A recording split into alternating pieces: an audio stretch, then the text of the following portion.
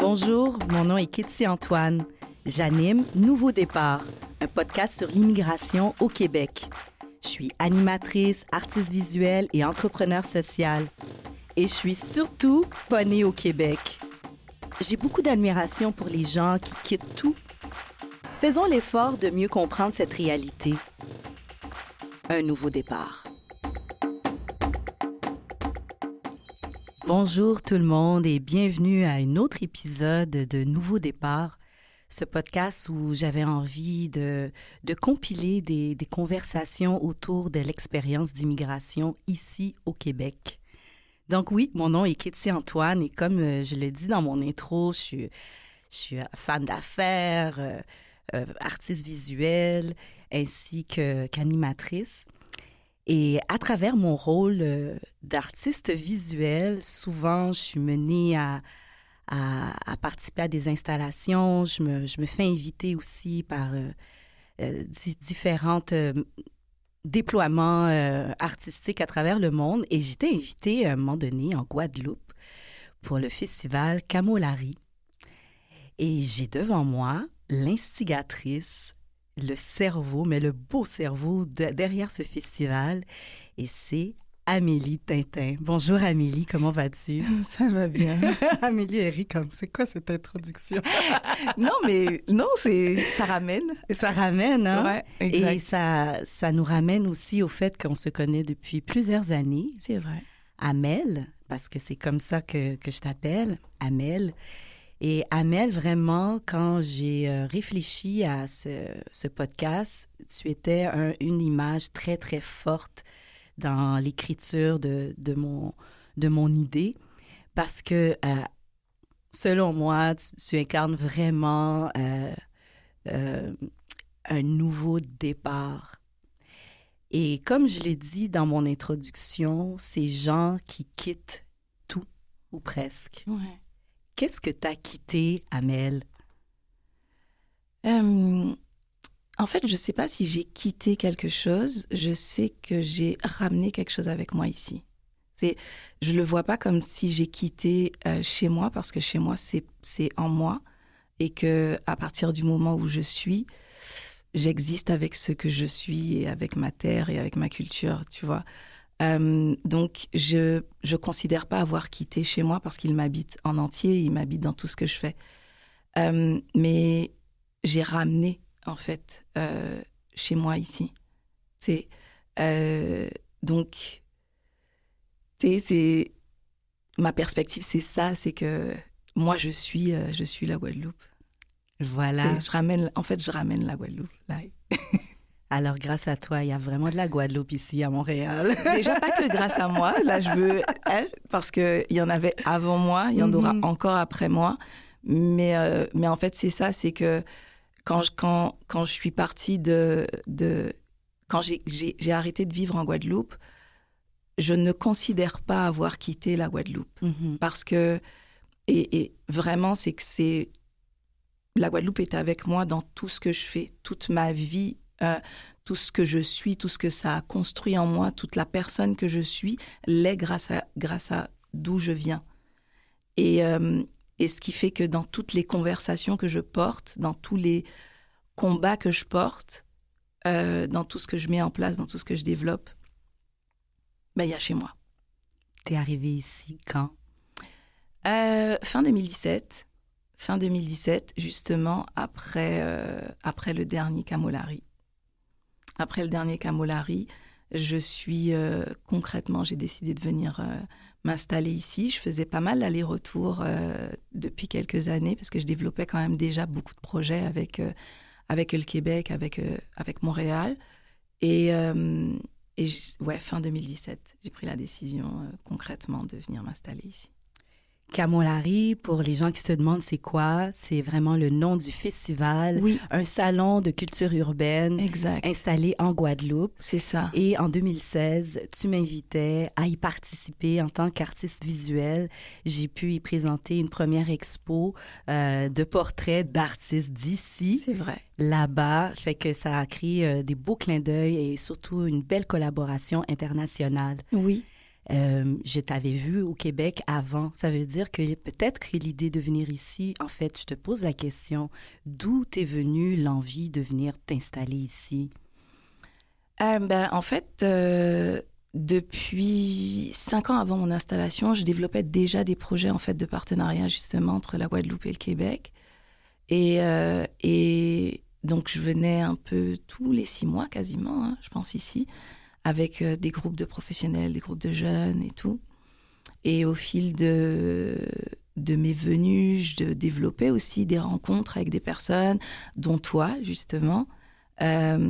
Et de plus en plus, j'avais cette envie de me confronter, en fait, à l'ailleurs et d'amener ma perspective dans cet ailleurs et de permettre, et c'est pour ça que je dis que j'ai pas quitté la Guadeloupe, et de permettre, en fait, à tous ces projets que j'essayais déjà de développer chez moi, de leur donner un nouveau rayonnement. Et je trouvais que quand je suis arrivée à Montréal, et plus je côtoyais Montréal et les personnes qui vivaient ici, plus je trouvais que certaines réalités étaient hyper similaires. Et cette insularité, ce fait aussi d'être des francophones dans un bassin pas mal anglophone. Et il y avait quelque chose, en fait, des réalités similaires et qui nous rapprochaient.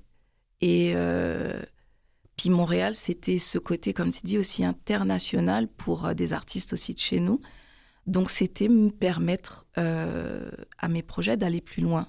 Mais ouais, je sais même pas comment s'est développée l'envie de me dire, tiens, je pose mes valises. Je crois que j'avais besoin de cette fraîcheur. Tu sais. Parce qu'en plus, je suis arrivée vraiment en hiver. Ah, mais justement, j'allais te demander... en été. Quel a été ton premier contact? Mais vraiment, la première fois où je suis venue au Canada, c'était au Québec, en 2011, si je ne me trompe pas, en février. Waouh! Donc, ouais. Ça se choisit pas, ça. Ça, ouais. Mais en fait, puis tu sais, c'est une question qu'on me pose souvent. Mais pourquoi il fait chaud chez nous? Mais je pense que c'est au-delà des températures. Et puis, en fait, c'est les gens qui me permettaient de me sentir dans cette espèce de cocon et donc de chaleur, tu sais. Moi, je sais pas, j'ai adoré ça. Puis en plus, ouais, comme j'ai grandi en Guadeloupe pas mal, quoi. Je suis née en France, j'ai grandi en Guadeloupe. C'est bon, l'hiver, moi, je n'étais pas confrontée à ça. Donc, c'est ça l'exotisme. C'est vrai, hein? Finalement, c'est la différence. Fait que venir en exploration, venir parce qu'on a des projets et venir s'installer, je pense que c'est des dynamiques complètement différentes. Totalement.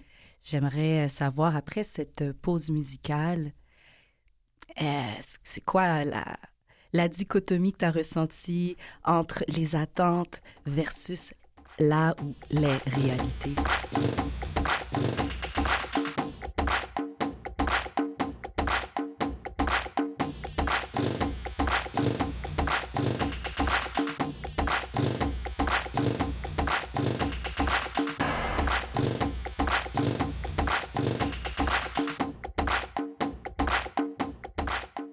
Pour ceux qui viennent de se joindre à nous, vous écoutez Nouveau Départ, une série de conversations autour de l'expérience d'immigration. Mon nom est Kétie Antoine et j'ai devant moi Amélie Tintin, mon amie Amel, qui vient de Guadeloupe.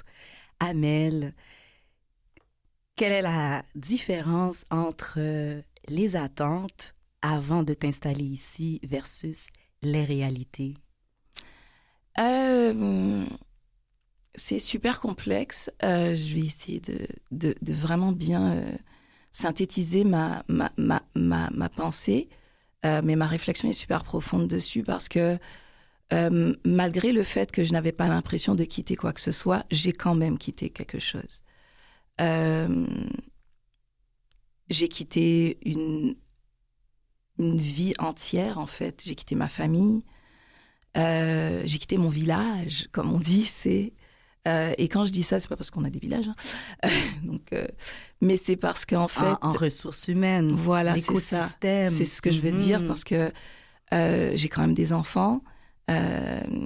Et j'ai 3 enfants. J'ai choisi de partir au moment où ma plus grande fille partait faire ses études en France. Puis j'étais aussi super fière, en fait, de sa façon de réussir à gérer tout ça.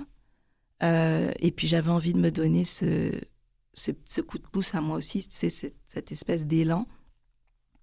Puis je suis partie avec mon plus jeune fils, qui à l'époque avait 8 ans, si je ne me trompe pas, et qui lui aussi, en fait, finalement, ressentait ça comme quelque chose de cool, de fun et tout, à l'époque et tout. Et j'ai laissé ma fille du milieu, qui, elle, était quand même en train de finir, finalement, ses études en Guadeloupe, et j'avais pas envie de couper son parcours. Il lui restait 2 ans à peine à tenir, et je me suis dit, c'est simple, elle reste avec ma mère et tout ça. Puis les choses n'ont pas été aussi simples, en fait. Les choses n'ont pas été aussi simples parce que je pensais aussi que je comprenais un peu la dynamique de Montréal. Je fréquentais ici depuis quand même au moins 5 ans. J'avais des personnes, j'étais déjà confrontée à des réalités, j'entendais, je comprenais un peu la réalité sociale. Puis en fait, pas du tout. Vivre un pays de façon sporadique, vraiment, y venir 1 semaine, 2 semaines, 1 mois, c'est pas le vivre au quotidien. Et je pense quand même aussi que j'étais dans cette espèce de réflexion, tu sais, hyper idylliste, c'est-à-dire ici c'est cool, ici c'est... on a accepté, la vie est simple, c'est l'Amérique du Nord, mais en français, c'est comme... C'est l'Eldorado. Presque la terre promise. La terre promise, tout ce que tu veux, quoi. Oui. Et en fait, ça a été brutal dès le début.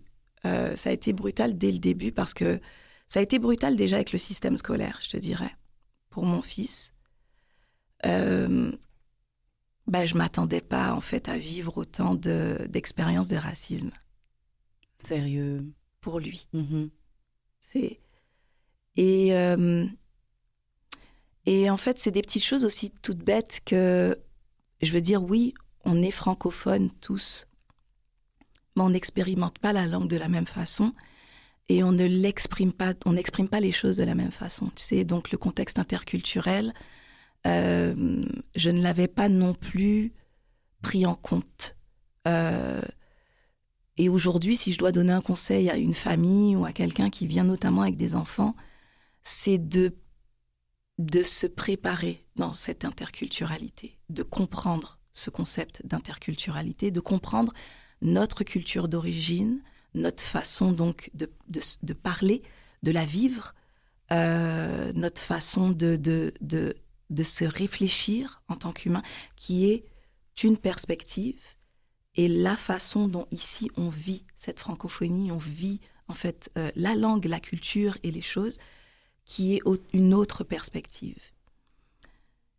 C'est pas juste des confrontations. Tu sais, c'est par exemple que mon fils ne comprenne pas comment on lui explique un exercice. La façon de proposer l'exercice, la façon de l'amener, de l'expliquer, c'était 2 choses totalement différentes. Donc il y a dû y avoir, et ça paraît super bête, mais oui, non, mais c'est pareil. Et en fait, pas du tout. On a des façons en France d'accompagner les élèves qui est beaucoup à revoir sur plein de points. Mais ici aussi, en fait, il y a d'autres façons d'accompagner les élèves qui étaient vraiment une confrontation, en fait. Et donc, finalement, j'ai dû accompagner des enseignants à comprendre que mon fils comprend sans comprendre. Mm-hmm. Ce n'est pas qu'il n'entend pas les mots et qu'il ne parle pas français. Oui, il le parle. Mais la façon d'expliquer les exercices ne sont pas les mêmes. L'attente, au final, n'est pas la même. Et j'ai dû, par exemple, des fois leur montrer comment un exercice de mathématiques était présenté chez nous. et demandé, qu'est-ce qui était demandé au final, et comment ici il le présentait. Juste un problème, et c'est là où certains comprenaient que, ah ok, tu vois. C'est vraiment intéressant ce que tu nous partages là. Et ça a son importance vraiment parce que mon fils aurait pu se trouver vraiment en échec à un moment. Même le français, je veux dire la matière en français, ce ne sont pas les mêmes façons en fait de les appréhender. Et aussi, mon fils a pu paraître insultant aussi à des moments. Parce qu'on a aussi des choses que l'on pratique chez nous à Sport National, parce que je suis française. Ah oui, c'est quoi? Donner son opinion. Donner son opinion, mais aussi le faire de façon ironique. Si, cette espèce d'ironie, cette espèce de façon de parler que l'on a en tant que Français, on dit quelque chose, mais... Tu sais, de faire une blague, mais avec beaucoup d'ironie ou des choses comme ça. Oui, en québécois, on appelle ça baveux. Ouais, mais en fait, au fil du temps, est insultant aussi. Oui. Et qui, moi, plus j'ai commencé à vérifier, pas vérifier, mais voir les choses, j'ai vu que c'était en fait hyper passif-agressif, tu vois. Mais c'est vraiment intéressant ce que tu nommes comme réalité, tu le vis. Moi, je suis une enfant qui est arrivée ici à l'âge de 2 ans d'Haïti avec des parents fin vingtaine, début trentaine qui, eux aussi, se sont confrontés dans les années 80 à une dichotomie dans la façon de communiquer. Ouais. Je trouve ça vraiment intéressant ce que tu as dit, que tu as eu à accompagner les enseignants de ton fils, finalement, pour les aider à décoder, pour qu'ils comprennent mieux ton fils, pour qu'en fait, que tout le monde puisse vivre un quotidien plus harmonieux, que les enseignants puissent continuer à enseigner et ton fils continuer à apprendre. Ouais. Est-ce que à travers toute cette démarche-là, tu as pu trouver des outils, des appuis? Est-ce que quand même dans l'écosystème, tu as été accompagné, toi, en tant que parent issu de l'immigration, je mets ça entre guillemets, ici? Parce que là, j'entends que tu as accompagné tout le monde. Oui, mais j'ai pas trouvé d'accompagnement. Et en fait, c'est là aussi où il y a une façon de vivre la ville. Mais tu sais, ça a créé plein de bouleversements, hein, même professionnels pour moi, parce que finalement, j'ai fini par apprendre aussi le langage interculturel, tu sais, apprendre à parler sur la diversité, l'inclusion et les choses comme ça. Donc, ça m'a ouvert aussi des perspectives à moi. Mais en fait, la ville se vit d'une façon où l'immigration ressemble à quelque chose et ressemble à des territoires. Et elle aussi, dans la ville, elle se pense à des endroits et pas à d'autres. Et ce que je veux dire par là, c'est que même si tout le monde est un peu partout, on voit beaucoup les immigrants se mettre dans des quartiers où on a une idée que les immigrants se mettent dans des quartiers tels Montréal-Nord, c'est Côte-des-Neiges, ils sont vers Rosemont, peut-être vers Montréal-Est, tu vois. Oui. Ce qui fait que ce que j'ai réalisé, c'est qu'il y a beaucoup de programmes, en fait, oui, d'accompagnement pour des familles immigrantes dans ces quartiers-là. Moi, j'habite le plateau. C'est pas pour... il y en a. Mais là, l'expérience d'immigration, elle se veut aussi un peu plus provinciale. On entend dans les programmes qu'il y a beaucoup de programmes d'accueil pour attirer plus de diversité dans les régions, aussi sur la rive sud, sur la rive nord. Ouais. Montréal a été ton choix. Oui. Pourquoi ça a été ton choix et est-ce que tu penses que tu vas rester à Montréal? Ça a été mon choix parce que, justement, je voulais ne pas trop perturber mon fils, en fait. Et il connaissait déjà Montréal. Et puis, on avait déjà des amis ici, tu vois, qui avaient des enfants et des choses comme ça. Mais c'est plein de bouleversements, c'était plein de choses. Je veux dire, chez nous, les enfants sont dehors tout le temps, jouent ensemble toute la journée. Puis là, mon fils a été confronté de finalement être enfermé dans une maison tout le temps, en fait. Puis de connaître personne dehors. Puis qu'il y a plus de méfiance aussi. Et aussi, vous êtes arrivé en 2017. Oui. Dans votre histoire d'intégration, il y a eu la pandémie qui est venue en 2019. Ah ouais, c'était... Bouleverser un petit peu tout ce qui se passait en termes d'intégration et de construction d'une nouvelle identité. Ouais. Comment on arrive justement à se construire une nouvelle identité quand on vient d'arriver? En fait, vous venez d'arriver, ça fait pas si longtemps. Ouais. Vous êtes encore dans la construction de cette identité québécoise. C'est quoi tes outils? Comment tu y arrives pour toi et ta famille? Ben, en fait, mon identité elle est déjà faite. Donc, comment j'y arrive, c'est que j'ai fait le... Comment dire? J'accepte qu'aujourd'hui, ce n'est pas mon identité que je redéfinis. C'est comment j'intègre cette identité dans cette vie que je fais ici. Je la reconstruis pas et je la construis pas. Elle est déjà construite. Et elle est pas mal. Mais ce que je veux dire par là, c'est que dans tout ce parcours, au début, j'ai fait l'erreur de me fondre. Explique-moi. J'ai fait l'erreur de me faire petite, de ne pas faire trop de bruit, de ne pas vouloir gêner, de vouloir prouver que je suis une bonne immigrante. Que tu es une bonne immigrante. Je suis une bonne immigrante, tu sais. Mais en fait, je me suis guérie de ça.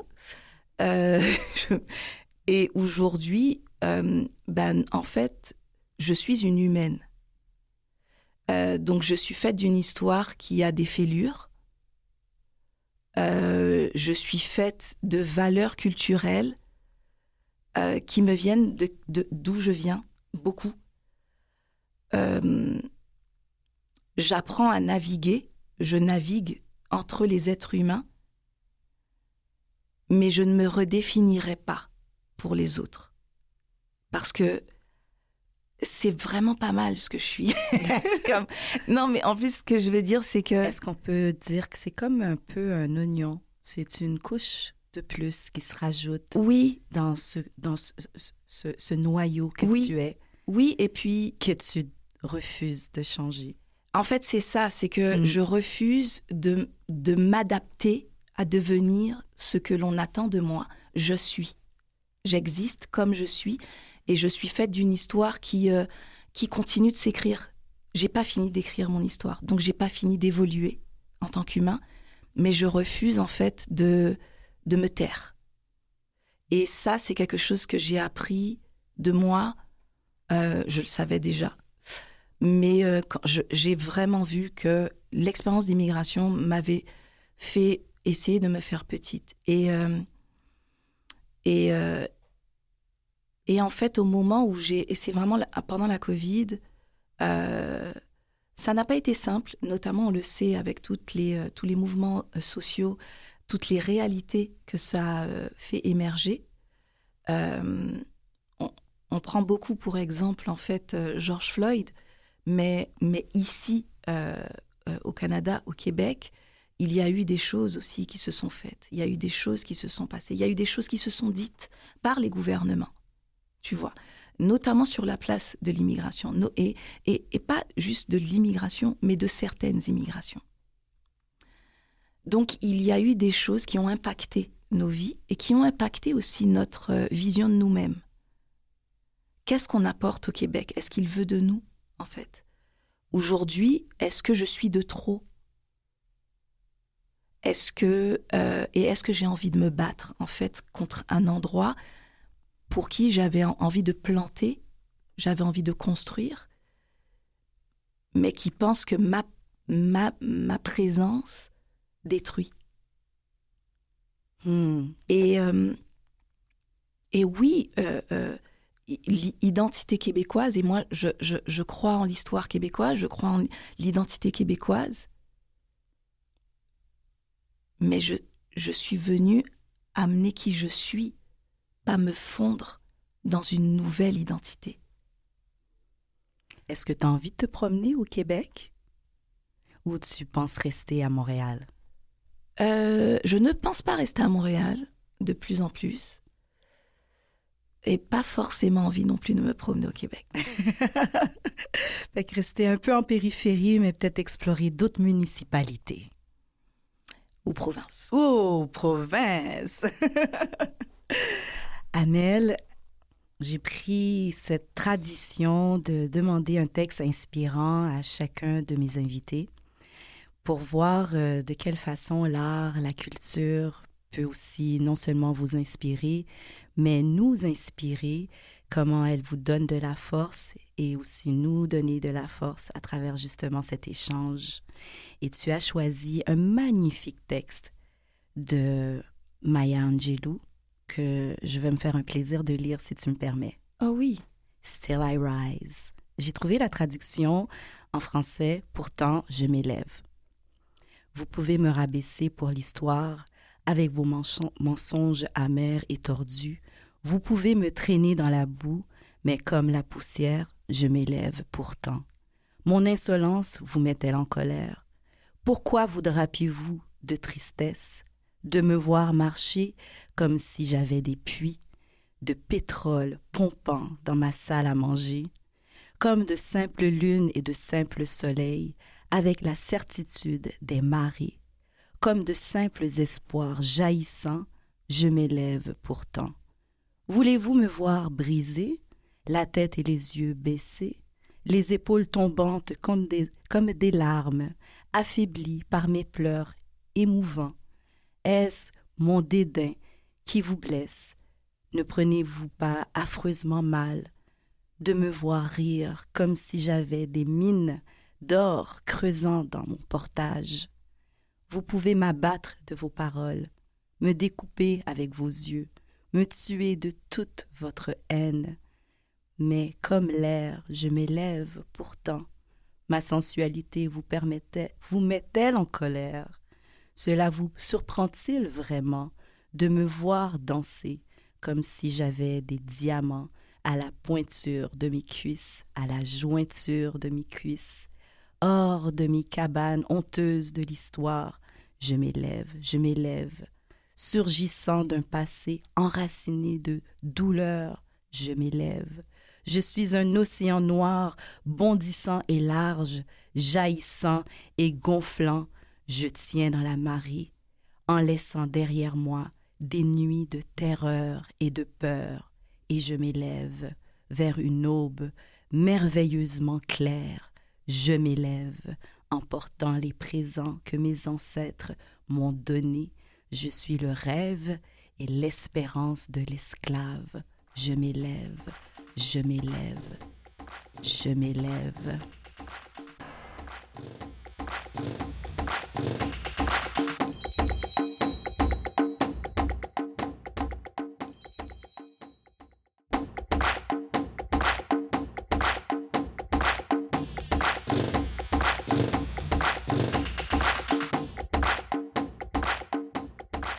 Vous écoutez Nouveau Départ, un podcast où on a des conversations autour de l'expérience d'immigration.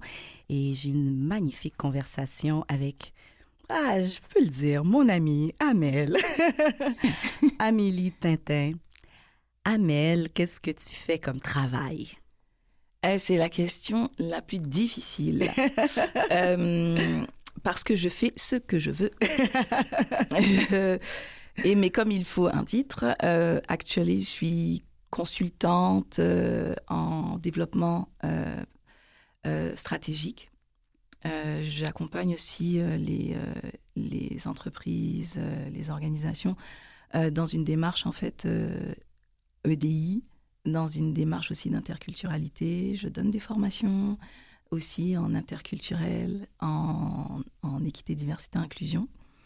Et puis c'est déjà pas mal. Oui, c'est très pas mal. Je vois que ta profession, c'est vraiment approfondie, spécialisée. Tu es vraiment une stratège dans tout ce que tu viens de mentionner. Comment tu es arrivée à développer ce bagage? Est-ce que tu es venue avec cette profession en 2017 ou tu es venue avec un bagage qui t'a permis d'arriver jusqu'à ce que tu viens nous présenter? Ben, en fait, je suis venue avec une partie de ce bagage, mais il y a des choses que j'ai beaucoup appris aussi après, notamment vraiment de me spécialiser vraiment dans l'interculturalité et dans l'équité, diversité et inclusion. C'est-à-dire que moi, mon bagage universitaire, scolaire, c'était la gestion de projets, le marketing, la gestion de structures et tout. Mais j'ai approfondi en fait beaucoup mes connaissances, notamment parce que j'aime pas dire n'importe quoi. Donc il y a des choses qui commençaient déjà à se former en moi, notamment lorsque mon fils était confronté à des choses et j'avais envie de les approfondir, ce que j'étais en train de dire, de trouver les mots justes et de vérifier aussi ce que j'étais en train de dire et comment je pouvais permettre d'accompagner des personnes. Et en fait, c'est là où je me suis formée à l'Université de Laval, notamment en EDI. Je me suis formée dans la relation interculturelle et les choses comme ça.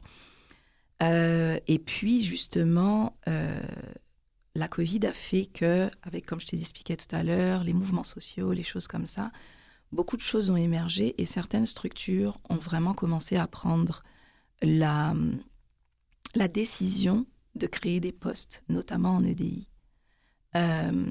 Puis c'est ce qui a fait que de nouvelles perspectives professionnelles sont ouvertes pour moi. J'étais très impliquée dans les ICC, dans les industries culturelles et créatives, mais en rajoutant ce bagage justement de l'EDI, de l'interculturel et des choses comme ça, ça a permis à ce que je puisse prendre des postes en responsable de projet EDI, et puis en développement justement, planification stratégique en EDI aussi, et de travailler vraiment à des postes hyper intéressants dans des structures vraiment fortes, de Radio-Canada à la QPM. J'ai vraiment navigué vraiment dans des environnements vraiment incroyables, puis participer à des comités, à des tables rondes, à des Téléfilm Canada, le Fonds des médias, qui commençaient réellement à se poser des questions. Et en fait, ma perspective d'immigrante était nécessaire, en fait. Parce que, oui, j'aurais pu apprendre beaucoup de choses, et j'en ai appris, mais c'est mon savoir expérientiel qui a été le plus important, en fait, dans ma redéfinition. Et c'est là où je dis que j'ai fini vraiment à m'accepter, à accepter mon histoire et faire corps avec elle, faire corps avec aussi les imperfections de cette histoire, faire corps aussi avec ce que j'ai pu vivre, ce que mon fils a pu vivre, et me servir aussi de cette histoire-là pour essayer de créer quelque chose de nouveau à chaque fois. Et c'est là où j'ai pu m'investir dans beaucoup de comités, dans les comités de parents de la CSDM, dans des choses, en fait, pour pouvoir apporter des perspectives et me servir de cette histoire et pas m'en détacher, en fait. Pas me fondre. Exactement. C'est ce que j'entends, c'est que, en fait, ton histoire, tes choix deviennent tes forces aujourd'hui. Oui. Et c'est ce que moi, je voyais, même enfant, voir mes parents se démener pour faire en sorte qu'on ait un quotidien normal, que eux soient aussi épanouis dans leur propre vie, parce que un parent comme toi qui vient ici, oui, tu as la responsabilité de faire en sorte que ton enfant s'intègre bien, mais toi aussi, tu dois être épanoui dans ce que tu as à contribuer dans ton écosystème. Puis ce que j'entends, c'est vraiment quand tu as compris qu'il fallait sortir du paradigme d'être un bon immigrant, puis c'est un petit peu le discours ambiant qui muselle un peu les gens qui viennent d'ailleurs Moi, je pense que c'est une conversation qui devrait encourager à prendre sa place. Mais moi, j'entends, en fait, en tout cas, que c'est pas si simple. Mm-hmm. Parce que je dirais aussi que j'ai une immigration facile. Moi, je viens de la Guadeloupe. La Guadeloupe, c'est la France. Mon passeport, c'est la France. Ça veut dire que c'est quand même simplifié pas mal. Même si la Guadeloupe reste un département, c'est une ancienne colonie, il y a une histoire très très forte, je reste française. La façon dont les choses s'ouvrent pour moi, ce n'est pas la même pour d'autres personnes qui viennent d'autres réalités, d'autres histoires. Et ça, je le respecte. Ce qui fait que même si j'ai essayé de ne pas développer non plus le syndrome de la superwoman et du sauveur, parce que je ne suis... Non. J'ai quand même compris que j'avais une chance et que cette chance me permettait d'ouvrir la voie. À la différence de parents qui ressentent à ne pas avoir le choix de se faire petit. Je t'entends. Et je crois que c'est un privilège. Alors ce privilège de maîtriser la langue de Molière, ce privilège de maîtriser les enjeux historiques, culturels, sociaux, ce privilège du pays d'origine, je m'en sers comme un privilège aussi pour ouvrir ma voie. Ça veut dire que lorsque quelque chose me gêne, lorsque quelque chose n'est pas bon, je le dis. Parce que j'ai rien à perdre. Et comment ça se passe pour ton garçon? Ça n'a pas été simple. Puis là encore, si je devais donner un conseil à des parents, parce que même si je viens... Il est arrivé ici à quel âge? À 8 ans. Mm-hmm. 8 ans, si je ne me trompe pas. Je fais les calculs. J'ai arrêté de faire les calculs. Mais ça pouvait paraître simple, mais pour lui aussi, ça a été difficile. Et notamment quand je t'explique que j'ai dû apprendre à expliquer que on s'exprime pareil, mais pas pareil. Au final, même pour lui, ça a été très difficile parce que quand je te dis qu'il y a ce côté aussi un peu passif-agressif dans nos éducations caribéennes aussi, pas mal, et autres, ça a été un enjeu pour lui finalement de savoir dire les choses, de savoir rester lui, dire les choses. Il a eu beaucoup de questionnements en fait envers lui-même. Ça a été pas mal difficile à un moment. Donc c'était un accompagnement aussi que de lui faire comprendre que c'est une construction maintenant qu'il a à faire. Lui, pour moi, lui par exemple, quand on parlait de construction identitaire, c'est pour lui que je pense qu'il y en a une. Aujourd'hui, mon fils, il va sur ses 16 ans. Mon fils est un Montréalais. Hey, du coup, ça fait déjà 8 ans que tu es là, Amel? On arrive... peut-être sinon, il avait 9 ans. Ouais, il avait 9 ans. C'est ça, hein? Ouais, il avait 9 ans. Tu vois, je calcule mal. Vite, là, là. Mais c'est vrai que ça fait pas mal de temps. Ben je oui, crois hein? que On est dans les 7 là, ans, quand même. là, ouais. OK. Parenthèse. Voilà. et en fait, c'est ça. C'est pour lui où mon fils est un Montréalais. Et je dis ça dans toute sa splendeur. Et dans s'il le sens... écoute, il est magnifique, ton fils? Yes. Yes! mais c'est surtout que, tu sais, moi, j'ai dû me confronter en fait aussi à ça. Me confronter à ce que mon fils est en train de construire une identité que je ne maîtrise pas. Puis ça a créé quand même des tensions au début. Construire une histoire qui n'est pas la mienne. Ah oui, parce que là, lui, il devient un adulte dans un territoire ben toi, tu étais adulte dans un autre territoire. En fait, Donc, j'étais t'as pas les mêmes adolescente repères. dans un autre territoire. Ben oui. Mes repères culturels ne sont pas du tout les mêmes que les siens. La musique qu'il écoute n'est pas du tout celle que j'écoute. Au-delà de tu sais, des divergences des fois Il culturelles. s'exprime qu'on a même et tout. plus de la même façon. Non, mon fils est un Montréalais. Ah oui, on sait ce que ça veut dire. Comme vraiment. Et puis mais c'est beau, mais en même temps, ça, moi, à un moment, ça m'a vraiment fait quelque chose et je me suis dit, attends là, on va retourner en Guadeloupe parce que ça va pas. Mais quand je dis, et tu sais, c'est vraiment, en plus, c'était drôle parce que, Mais tu dis ça à la blague, mais ça allait pas. Qu'est-ce qu'il va faire, là? mais chez nous, on parle créole. Puis mon fils avait les codes du créole haïtien. Plus que du créole guadeloupéen. Ben Puis oui. non mais c'est cool.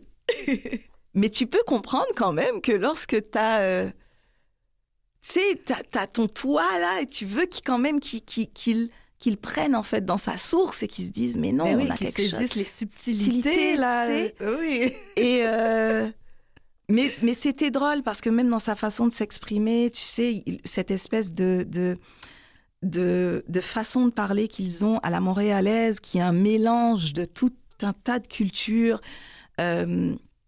Puis récemment encore, il vient me voir, il me fait j'apprends à parler espagnol. Et je fais espagnol ou espagnol? Parce que c'est qui t'apprend à parler espagnol? Il me dit, mais c'est mon copain. Il est mexicain, il m'apprend à parler espagnol. Je fais, OK. Et par quoi il a commencé? À comment draguer, à comment bien parler aux filles et tout ça. Je dis, c'est important, mais comme, tu sais, mais c'est des petites choses comme ça où une fois il était arrivé avec des mots philippins, tu vois. Oui. Mais c'est hyper drôle, mais j'ai dû me fondre aussi dedans. Ouais, Aussi. ouais, c'est comme mon fils. Mon fils est moitié congolais, moitié haïtien, 100% montréalais. Et il rentre à la maison. Voilà, maman, tu l'as dead. Ah ouais, le voilà là. Voilà. Wesh. Maman, tu l'as dead. Est-ce que c'est Tamoun? C'est des trucs comme ça. Et moi, je fais, mais OK. Et tu sais, mais c'est beau. En vrai, c'est super beau. Vraiment, et puis moi, oui. j'adore ça, en fait. Mais je voulais y rajouter notre petite touche à nous, tu sais. mais je me suis libérée aussi de tout ça. Et puis, il y a des réalités quand même, des enjeux sociaux ici, dont on a rendu aussi pas mal les immigrants responsables et qui empêchent en fait de créer un climat social serein parce que en fait, on n'est pas en train de vivre les uns les autres ensemble.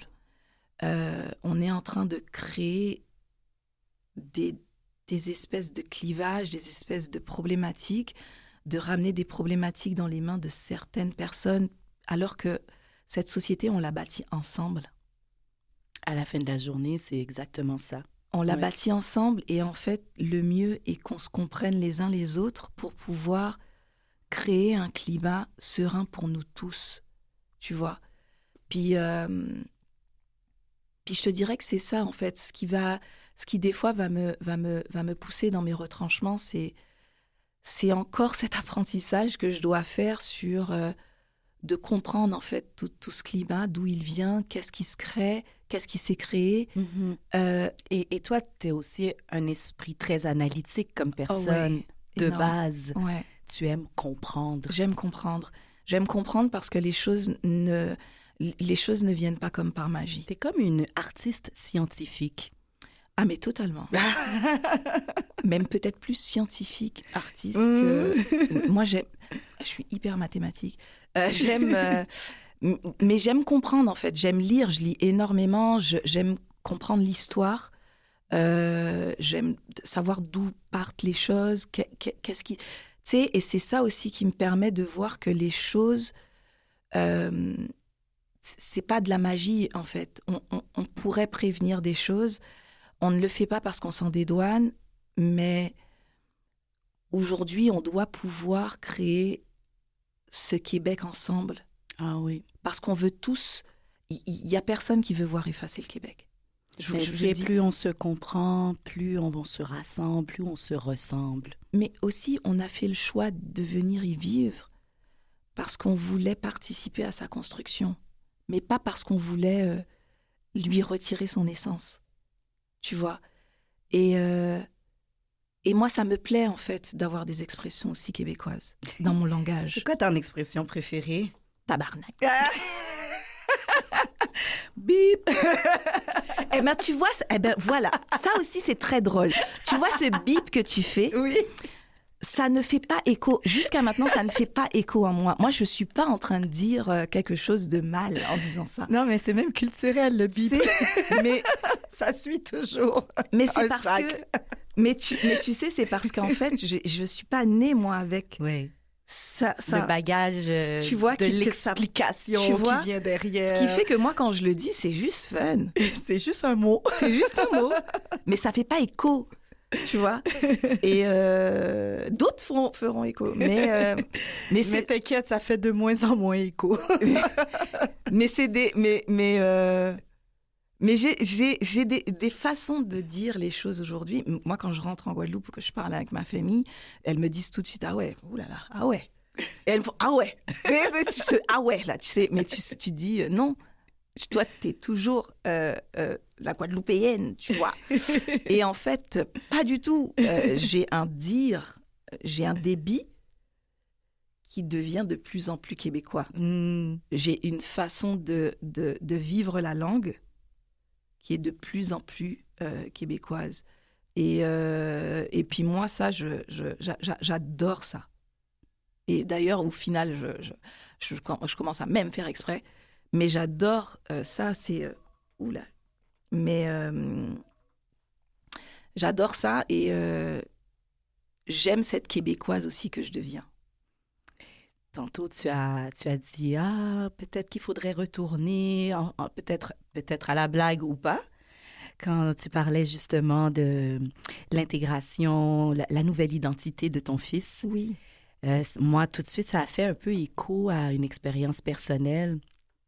Parce que oui, je suis arrivée ici à l'âge de 2 ans, mais je ne suis pas arrivée ici avec mes parents. Ils sont vraiment arrivés avant, un peu comme tu as fait, et puis après, on fait venir la famille.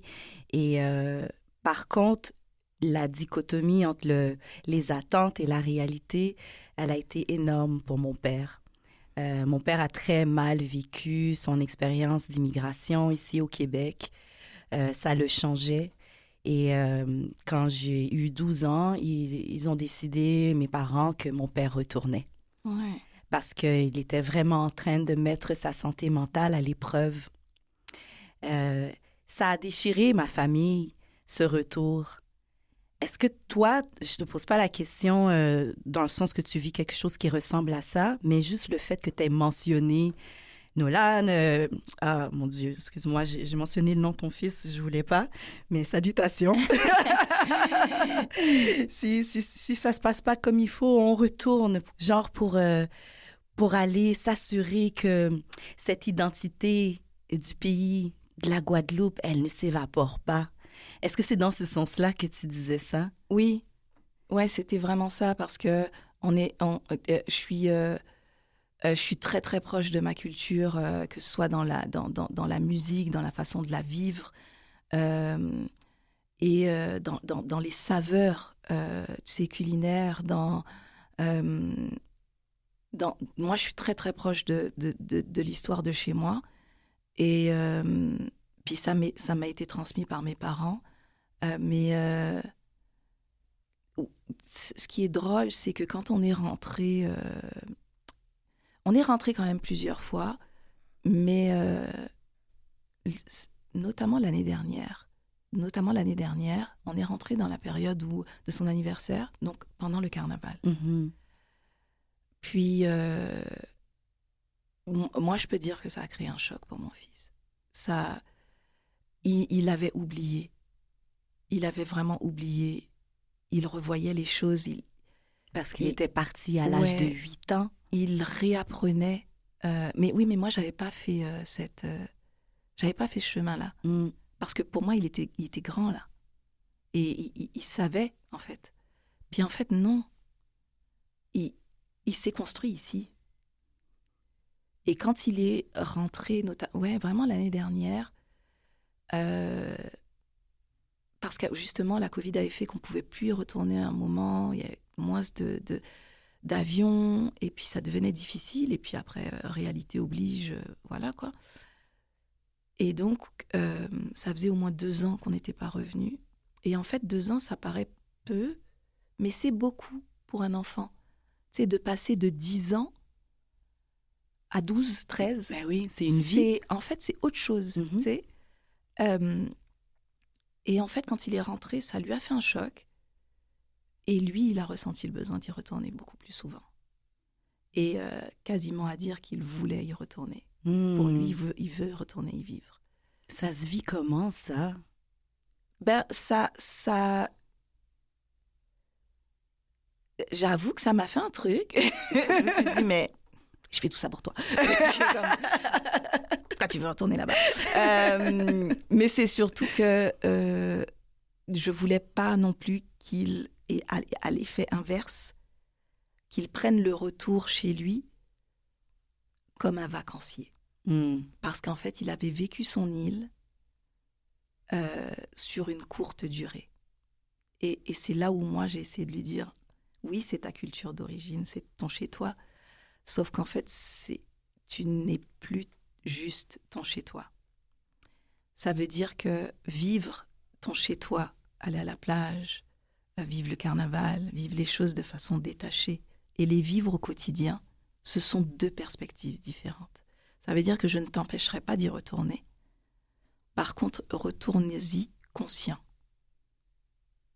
Pas avec une vision de la vie simple. C'est très intéressant parce que je ne crois pas que tu avais pu envisager cette dynamique. Non, pas du tout. Je ne l'avais pas du tout envisagé.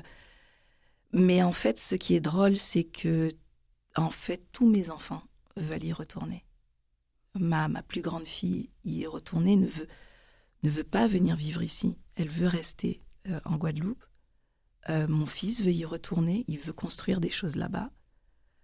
Et ma seconde fille est en questionnement, mais elle aussi, elle y retourne en vrai. Et c'est là où c'est drôle parce que, en fait, ça me prouve aussi que finalement, j'ai réussi à faire la Guadeloupe continuer à exister en eux. Oui. Eh bien, tu vois, j'aime bien comment que tu as répondu là, parce que j'allais te demander, est-ce que tu ressens un petit sentiment d'échec parce que tu as ouvert cette aventure de voyage, d'immigration à ta famille? Et au final, ben là, en ce moment, ce qui se manifeste, c'est un fort désir de retour de la part de tes 3 enfants. Ah non, c'est pas du tout un échec, au contraire. Je me dis que c'est quasiment une réussite parce que eux-mêmes, en fait, quand ils y retournent avec d'autres identités. Et ils rapportent quelque chose à l'île. Donc, c'est une réussite. Magnifique. Magnifique. Amélie Tintin, moi, je commence toujours... En fait, je termine mes conversations avec la lecture de la biographie. Tu me permets de lire ta bio? Amélie Tintin est consultante et formatrice spécialisée dans l'accompagnement des entreprises, OBNL et organisations dans leur démarche de communication, de développement stratégique et de transformation. Elle aide ces structures à mettre en place des stratégies favorisant des environnements de travail conscients, équitables et inclusifs. Et elle propose des formations en interculturalité et leadership conscient. Elle est présidente de Maquila et de l'OBNL Nouvelle Vague artistique et culturelle, où elle soutient des projets créatifs et inclusifs qui valorisent la diversité culturelle.